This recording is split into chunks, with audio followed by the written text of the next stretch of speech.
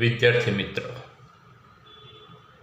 પ્રકરણ નંબર 7 માં આજે આપણે સ્વાતંત્ર્ય પહેલાંનું ભારતીય અર્થતંત્ર જે છે એ ભારતીય અર્થતંત્રનો આજે આપણે વિડીયો નંબર 4 જે છે એ જોઈશું. એની અંદર આપણે 9મા ટોપિકથી આપણે એની ચર્ચા કરવા જઈ રહ્યા છીએ. તો એમાં 9મો ટોપિક જે છે એનું નામ છે ઉદ્યોગ નીતિ અથવા તો ઔદ્યોગિક નીતિ. ઉદ્યોગ નીતિની આપણે વાત કરીએ તો 1750થી લઈને 1830 સુધી બ્રિટનની અંદર એક ઔદ્યોગિક ક્રાંતિ થઈ અથવા તો યુરોપના દેશોની અંદર એક ઔદ્યોગિક ક્રાંતિ થઈ. આ સમય દરમિયાન ભારતની અંદર બ્રિટિશ ઈસ્ટ ઇન્ડિયા કંપની જે વેપાર અર્થે આવી હતી તે ધીરે ધીરે રાજકીય સત્તા સ્થાપવાની એને શરૂઆત કરી ચૂકી હતી. એટલે ભારતના અમુક વિસ્તારો ઉપર ઈસ્ટ ઇન્ડિયા કંપનીએ ભારતનું રાજકીય શાસન જે છે એ સ્થાપ્યું હતું. જે 1858 સુધીમાં લગભગ 101 વર્ષ સુધી 100 વર્ષના શાસનકાળ દરમિયાન બ્રિટિશ ઈસ્ટ ઇન્ડિયા કંપનીના શાસનકાળ દરમિયાન સમગ્ર ભારત લગભગ એ ઈસ્ટ ઇન્ડિયા કંપનીના શાસનની અંદર આવી ગયું હતું. બ્રિટિશ સરકારે ભારતની અંદર એવી ઔદ્યોગિક નીતિ જે છે એ એવી શરૂ કરી હતી કે એ નીતિના અનુસંધાનની અંદર ભારતના જે ગૃહ ઉદ્યોગો જે છે એ પડી ભાગે અને એના ભોગે બ્રિટનના ઉદ્યોગોનો વિકાસ થાય. આ જે છે એ ઈસ્ટ ઇન્ડિયા કંપનીની ઉદ્યોગ નીતિ અથવા તો ઔદ્યોગિક નીતિ હતી. એટલે આ નીતિના અનુસંધાનની અંદર ધીરે ધીરે ભારતનો કાપડ ઉદ્યોગ અને બીજા ગૃહ ઉદ્યોગો જે છે આ ઔદ્યોગિક નીતિના અનુસંધાનની અંદર પડી ભાગ્યા અને સામે બ્રિટનની ઔદ્યોગિક નીતિ જે છે એટલે કે ઔદ્યોગિક ક્રાંતિ જે છે ભારતમાં થઈ, બ્રિટનમાં જે ઔદ્યોગિક ક્રાંતિ થઈ એ ક્રાંતિના વિકાસ પાછળ જે છે એ ભારતનો ફાળો રહેલો છે. એટલે કે બ્રિટનની શરૂઆતની નીતિ જે છે એ બ્રિટનમાં થયેલી ઔદ્યોગિક ક્રાંતિને પ્રોત્સાહનરૂપ હતી અને ભારતના ઉદ્યોગોની પડતી અથવા તો ભારતના ઉદ્યોગોની જે છે એ બેહાલી થાય એવી જે છે એ રહેલી આપણને જોવા મળે છે. ત્યાર પછી 10મો નંબર. 10મા નંબરની અંદર આપણે જોઈએ તો કે આર્થિક શોષણની વાત કરીએ. આર્થિક શોષણ તો કે ઈસ્ટ ઇન્ડિયા કંપનીએ ભારતની પ્રજાનું આર્થિક શોષણ કરવાની અંદર કશું બાકી રાખ્યું જ નથી. ઈસ્ટ ઇન્ડિયા કંપની જે છે એની નીતિઓ બ્રિટિશ સરકારને લાભ થાય તેવી જ રહેલી છે. એટલે કે ભારતના ભોગે જે છે એ બ્રિટનનો વિકાસ થાય એવી જ નીતિઓ હતી અને આ નીતિઓ એવી રીતે બનાવવામાં આવી કે જેના કારણે ભારતનું આર્થિક શોષણ કરાય. ભારતના જે સાધનો જે છે એ સાધનોનો મહત્તમ ઉપયોગ કરવાનો પણ એવી રીતે કરવાનો કે જે બ્રિટનના વિકાસને લાભદાયી હોય, બ્રિટનની ઔદ્યોગિક ક્રાંતિને અનુરૂપ આવે એવી હોય, બ્રિટનના ઉદ્યોગોનો વિકાસ થાય એવી હોય. તો કે ભારતના સાધનોનો જે છે એ એવી રીતે ઉપયોગ કરવામાં આવતો હતો. જેની સાઈડ ઇફેક્ટ સ્વરૂપે આપણે જોઈએ તો કે આપણી જે ખેતીની નીતિ જે છે અને ઔદ્યોગિક નીતિઓ જે છે એ પણ એવી જ બનાવવામાં આવી કે જે ભારતનું શોષણ જે છે એ કરી શકાય. ઈસ્ટ ઇન્ડિયા કંપની ભારતની અંદરથી નાખી દેવાના ભાવે, એટલે કે એકદમ ઓછામાં ઓછા ભાવે ભારત અંદરથી કાચો માલ જે છે એ લઈ જતા જે બ્રિટનમાં ઔદ્યોગિક ક્રાંતિ, એટલે કે બ્રિટનના ઉદ્યોગોને લાભ થાય એવો કાચો માલ ભારતની અંદરથી બિલકુલ ઓછી કિંમતે એ લોકો લઈ જતા હતા. અને ત્યાં જે તૈયાર વસ્તુઓ બને છે, બ્રિટનની અંદર ઉદ્યોગો દ્વારા જે ચીજવસ્તુઓ બનાવવામાં આવતી હતી એ વસ્તુઓ ભારતમાં વેચાય એ જે છે એવા પ્રયત્નો જે છે કરવામાં આવતા હતા. એટલે એમાં થયું શું કે દાખલા તરીકે ભારતનો સુતરાઉ કાપડનો ઉદ્યોગ જે છે એ પડી ભાગ્યો, કારણ કે ભારતનો કપાસ બ્રિટનમાં લઈ જવામાં આવતો, ત્યાંથી જે છે એ કાપડની મિલોની અંદર તૈયાર થતું કાપડ ભારતમાં લાવવામાં આવતું અને વેચવામાં આવતું. એટલું સસ્તું હતું કે જેથી ભારતના ઉદ્યોગોની બેહાલી થઈ અને ભારતના લોકોનું જે છે એ આર્થિક શોષણ કરવામાં આવ્યું. ભારતની ખેતીની વાત કરીએ તો કે ભારતની ખેતી જે છે એની અંદર પણ એમને ખાનગીકરણ કરવાનું શરૂ કરી દીધું.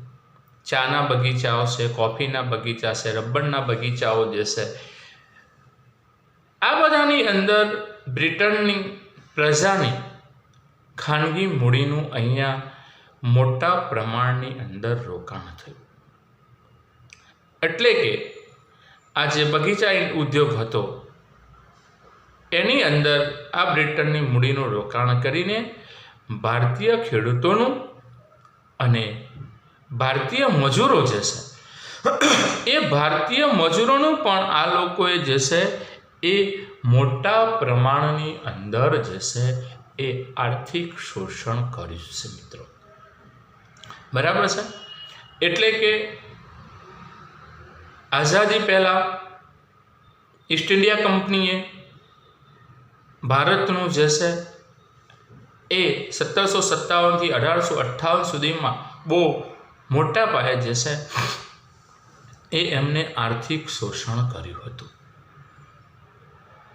એના પછી આપણે 11મા નંબરનો મુદ્દો જોઈએ, હસ્તકલા અને કારીગરીનું શોષણ. હસ્તકલા, તમે જો ભારત એક હસ્તકલા કારીગરીની અંદર દુનિયાની અંદર ભારતનો નંબર આવે છે. આ હસ્તકલા દ્વારા જે તૈયાર થતી જે ચીજવસ્તુઓ છે એ ચીજવસ્તુઓનું બ્રિટનની અંદર જે છે એક ભારે માંગ રહેતી હતી અને આ હસ્તકલાની ખરીદી જે છે એ ભારતમાંથી ઈસ્ટ ઇન્ડિયા કંપની જે છે એ કરતી હતી અને એ હસ્તકલાઓની ખરીદી કરીને એ બ્રિટનની અંદર વેચતી હતી અને જેનાથી એક મોટા પ્રમાણની અંદર જે છે એ નફો કમાતી હતી. ઈસ્ટ ઇન્ડિયા કંપનીએ આંતરિક વેપારની અંદર એક ઇજારો ઊભો કરી દીધો હતો અને આ જે ઇજારો ઊભો કરી દીધો હતો એનો લાભ જે છે એ ઈસ્ટ ઇન્ડિયા કંપની લેતી હતી. એટલે કે ઇજારાનો લાભ ઈસ્ટ ઇન્ડિયા કંપનીએ પોતાના હસ્તક કરી દીધો હતો. ભારતના જે હસ્તકલા કારીગરીના જે કારીગરો હતા એમની પાસેથી 15થી 40% નીચી કિંમતે આ હસ્તકલા કારીગરીની વસ્તુઓ જે છે એ પડાવી લેવામાં આવતી હતી. જે કારીગરો, જે વેપારીઓ આ વસ્તુઓ આપવા આનાકાની કરે તો એના ઉપર શારીરિક જુલમ ગુજારવામાં આવતો હતો. શારીરિક જુલમની અંદર એમને મારવામાં આવતા હતા, એમને ડરાવવામાં આવતા હતા અને એમનું કોઈ પણ રીતે કોઈ કાયદાની ચુંગાલમાં ફસાવીને એમને જેલમાં પણ મોકલી દેવામાં આવતા હતા. એટલે હસ્તકલા કારીગરીનું ભારતની અંદર બહુ મોટું શોષણ થયું એ વખતે, કે જ્યારે બ્રિટનની અંદર ઔદ્યોગિક ક્રાંતિ થઈ ત્યારે. આ જે શોષણ જે છે એ કરવા માટે અંગ્રેજોએ જ કર્યું છે. ત્યાર પછી 12મા નંબરનો મુદ્દો મૂડીરોકાણ પ્રવાહ. મૂડીરોકાણ પ્રવાહ ભારતની અંદર જે મૂડીરોકાણ, વિદેશી મૂડીરોકાણ થયું એની આપણે અહીંયા ચર્ચા કરવાની છે. હું પહેલાં કહી દઉં, આખા ટોપિક ચલાવ્યા પહેલાં,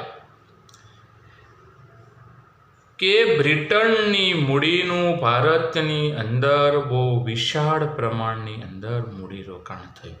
પણ કંઈ થયું કે જે જગ્યાએ મોટા પ્રમાણની અંદર પ્રોફિટ મળી શકે તેમ છે, જે જગ્યાએ મોટા પ્રમાણની અંદર નફો મળી શકે ત્યાં, કે ચાના ઉદ્યોગોમાં, ચાના બગીચાઓમાં, રબરના બગીચાઓમાં, કોફીના બગીચાઓમાં, શણ ઉદ્યોગ એટલે કે શણની મિલોની અંદર, કાપડની, આ બધાની અંદર એમને પુષ્કળ મૂડીરોકાણ કર્યું, જે ભારતના ઉદ્યોગોની વિરુદ્ધ હતું.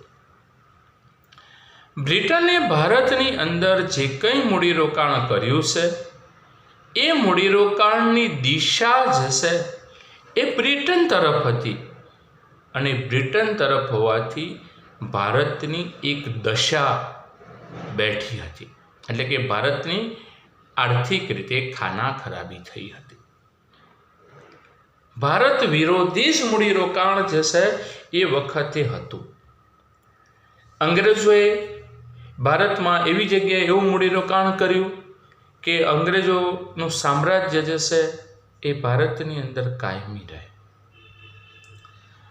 ભારતની અંદર અંગ્રેજોનું સામ્રાજ્ય કાયમી રહે એટલે કે બ્રિટિશ અર્થતંત્ર જે છે એ બ્રિટિશ અર્થતંત્રને એનો લાભ મળે એવા જે છે એ પ્રયત્નો જે છે એ અંગ્રેજોના હતા. હું તમને દાખલા તરીકે કહું, રેલવે. ભારતમાં જે રેલવેની સ્થાપના કરવામાં આવી, જે રેલવે લાઈનો નખાય એ બ્રિટનની ખાનગી કંપનીઓના મૂડીરોકાણ. જે રેલવેથી ભારતને કોઈ લાભ નહોતો થતો પણ અંગ્રેજોને થતો હતો, કારણ કે સમગ્ર ભારતની અંદર આવી રેલવે લાઈનો નાખીને ભારતનું જે ખેત પેદાશો જે છે એને કાચા માલ સ્વરૂપે અંગ્રેજો એને ખરીદીને બ્રિટનમાં મોકલી શકાય અને બ્રિટનની અંદરથી તૈયાર માલ થઈને ભારતમાં આવી શકે. એટલે ભારતમાં જે રેલવે નાખી હતી એ ભારતની પ્રજા માટે નહોતી, પણ એમના વેપાર, વાણિજ્ય, ધંધા માટે હતી. બરાબર છે. સંદેશા વ્યવહારમાં તાર ટપાલ જે ઊભું કરી, બેંકો જે ઊભી કરી, તો કે એની અંદર થયેલું મૂડીરોકાણ પણ અંગ્રેજોને ફાયદાકારક હતું અને ભારતને નુકસાનકારક હતું. અહીંયા આપણે એવું કહીએ છે કે જે રેલવે જે નાખી, તો કે રેલવેનો બીજો ઉપયોગ શું થતો કે અંગ્રેજોનું લશ્કર એક જગ્યાએથી બીજી જગ્યાએ બહુ ટૂંકા ગાળાની અંદર જશે એ ભારતની અંદરથી જશે એ મેળવી શકાય જશે એવું જ એમનું હતું. એટલા માટે અહીંયા એમને શું કર્યું છે તો કે અહીંયા જે છે એ એમને એવા પ્રયત્નો કર્યા હતા અને ભારતમાં જે મૂડીરોકાણ થયું એ મૂડીરોકાણ જે છે એ વિદેશથી બહુ મોટા પ્રમાણની અંદર ઊંચા વ્યાજના દરે જે છે એ મૂડી લાવવામાં આવતી હતી અને એ જે છે એ મૂડીનું વ્યાજ જે છે એ બ્રિટનને જે છે એ મળતું હતું એવું જે છે અહીંયા આપણે કહી શકીએ છીએ. છેલ્લે આનો છેલ્લો ટોપિક છે આપણો જે છે એ વિવિધ ભરણાઓનો લાભ.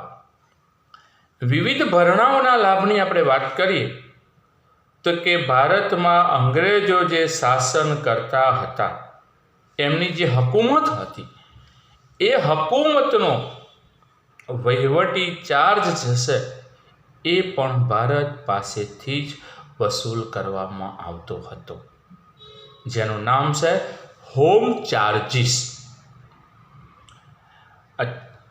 હોમ ચાર્જિસ એ ભરણા તરીકે ભારત પાસેથી બ્રિટન વસૂલ કરતું. ભારતમાં પોતાનું સામ્રાજ્ય ચલાવવા માટે જે અધિકારીઓની જે નિયુક્તિ કરવામાં આવતી હતી, જે બ્રિટનથી આવતા હતા ઊંચા હોદ્દાવાળા, તો એમને ચૂકવવામાં આવતો પગાર, રિટાયર્ડ થઈ જાય તો એમને ચૂકવવામાં આવતું પેન્શન, લશ્કરનો ખર્ચ એટલે કે લશ્કરી ખર્ચ એ પણ ભારત પાસેથી જ વસૂલ કરવામાં આવતો હતો.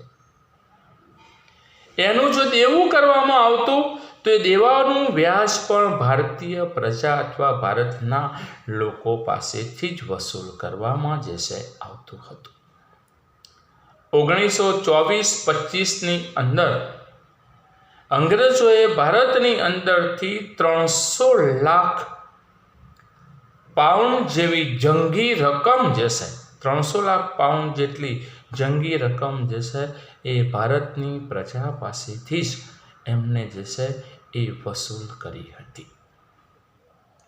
જે 1945ની અંદર આપણે વાત કરીએ, જે 1945માં એ 300 લાખ પાઉન્ડની જગ્યાએ એનું 1360 લાખ પાઉન્ડ 1360 લાખ પાઉન્ડ વસૂલ કરવામાં આવે. આના ઉપરથી આપણને લાગે છે કે અંગ્રેજો ભારતની અંદરથી વિવિધ ભરણા સ્વરૂપે જે છે એ કેટલી બધી મૂડીનું જે છે, કેટલી બધી રકમ જે છે એ વસૂલ કરતી હતી. એના ઉપરાંત જે છે એ વિવિધ પ્રકારની વિશિષ્ટ પ્રકારની કોઈ ચૂકવણીઓ હોય તો ચૂકવણીઓનો ખર્ચ પણ ભારત પાસેથી જ વસૂલ કરવામાં આવતો હતો. પહેલું વિશ્વયુદ્ધ લડાયું તો કે એની અંદર જે લશ્કરી કર્મચારીઓ હતા, જે સૈનિકો હતા, એનો પગાર પણ ભારત પાસેથી જ વસૂલ કરવામાં આવ્યો. લાભ લીધો બ્રિટને. આનાથી શું થયું તો કે ભારત જે છે આનાથી દિવસે ને દિવસે ગરીબ દેશ બન્યો અને બ્રિટન જે છે એ દિવસે ને દિવસે ધનવાન દેશ બન્યો. તો છેલ્લે 15મી ઓગસ્ટ 1947ના રોજ ભારત જે છે એ અંગ્રેજોના શાસનમાંથી આઝાદ થયું. અંગ્રેજોને ભારતમાંથી ભારત છોડવા માટે મજબૂર કરવામાં આવ્યા. એ અંગ્રેજો ભારત છોડીને ચાલ્યા ગયા. અંગ્રેજો જ્યારે ભારત છોડીને ચાલ્યા ગયા ત્યારે ખેતી, ઉદ્યોગ, ધંધો, વ્યવસાય, સમજો, ખેતી, ઉદ્યોગ, ધંધો, વ્યવસાય બધું જ પડી ભાગ્યું હતું. ભારત એક કંગાળ પરિસ્થિતિમાં ઉભેલો એક દેશ બની ગયો હતો. ભારતની પરિસ્થિતિ જે છે, આર્થિક પરિસ્થિતિ જે છે એકદમ કંગાળ હતી. 150 વર્ષની ના ઇતિહાસની ભારતની માથાદીઠ આવક 1947માં બિલકુલ ઓછામાં ઓછી હતી. જ્યારે પણ યુરોપિયન પ્રજા અને અંગ્રેજો ભારતમાં આવ્યા હતા ત્યારે ભારતીય અર્થતંત્ર સમૃદ્ધ હતું, એની જગ્યાએ કંગાળ બની ગયું હતું. તો મિત્રો, આઝાદી પહેલાંનું ભારતીય અર્થતંત્રનો જે મુદ્દો જે છે એ આપણે અહીંયા પૂર્ણ થાય છે. તો હું તમારી વચ્ચેથી હવે રજા લઈ રહ્યો છું. Bye bye.